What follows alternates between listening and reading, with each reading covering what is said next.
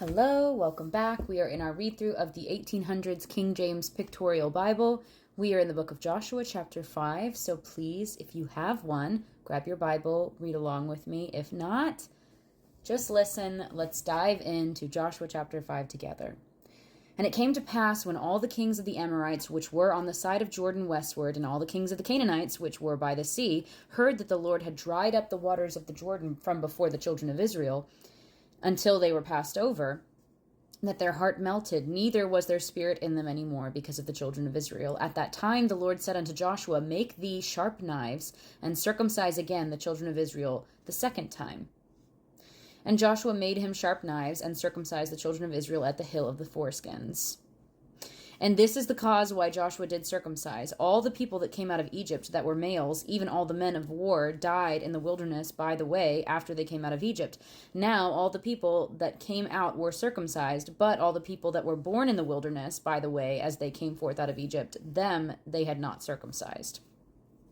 For the children of Israel walked 40 years in the wilderness, till all the people that were men of war, which came out of Egypt, were consumed, because they obeyed not the voice of the Lord, unto whom the Lord sware that he would not shew them the land which the Lord sware to their fathers that they would give us, a land that floweth with milk and honey.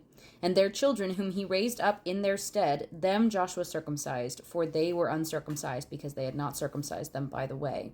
And it came to pass, when they had done circumcising all the people, that they abode in their places in the camp till they were whole. And the Lord said unto Joshua, This day have I rolled away the reproach of Egypt from off of you. Wherefore the name of the place is called Gilgal unto this day. And the children of Israel encamped in Gilgal, and kept the Passover on the 14th day of the month at even, in the plains of Jericho. And they did eat of the old corn of the land on the morrow after the Passover, unleavened cakes and parched corn in the same self day.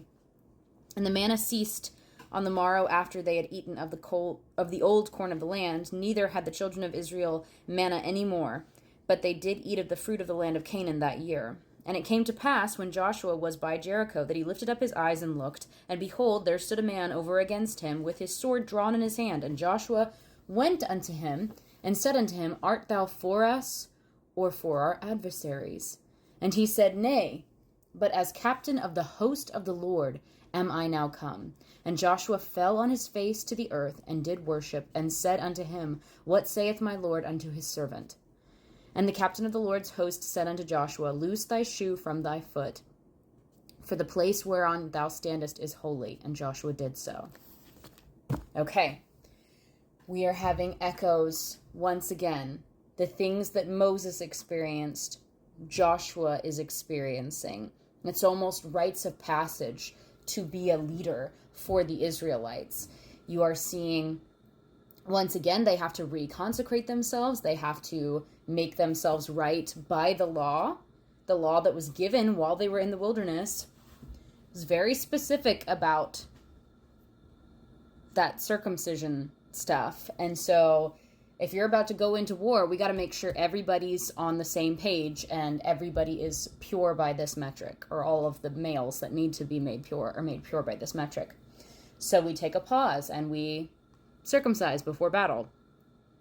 Then, here at the end of the story, after we're kind of observing Passover, they're celebrating, they're technically in the land, but they haven't gone to war yet. They haven't gone to any of the cities and started the process of taking them over.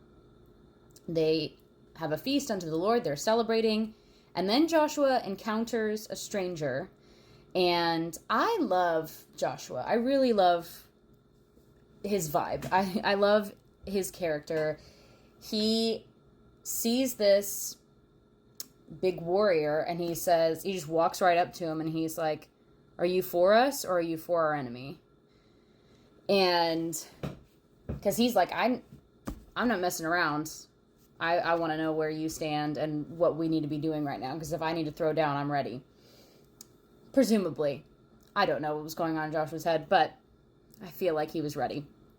And then it's an angel of the Lord. It is an emissary from God to say what they need to do next. And so Joshua has the right response, falls on his face, And then what I think is really interesting here happens in the last verse.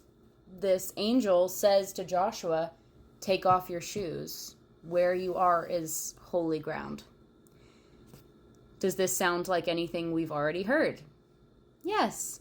When Moses encountered the burning bush, he was instructed to take the sandals off his feet because he was standing on holy ground. He was in the presence of the Lord.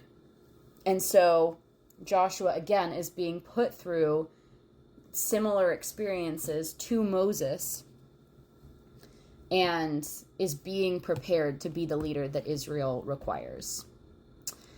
So it's getting exciting. We're about to get to them receiving instructions about going to battle with Jericho. And again, if you're not familiar with the Bible, if you're not familiar with this story, it's probably not going to go the way you think as far as what they do in this battle. But it's definitely a really interesting story of relying on God's provision, so very excited for it. I'm actually planning to go ahead and record that one today, so you're going to get 2 chapters today. So I will see you in the next one. Also, may the Lord bless you and keep you, make his face shine upon you, and give you peace. God bless.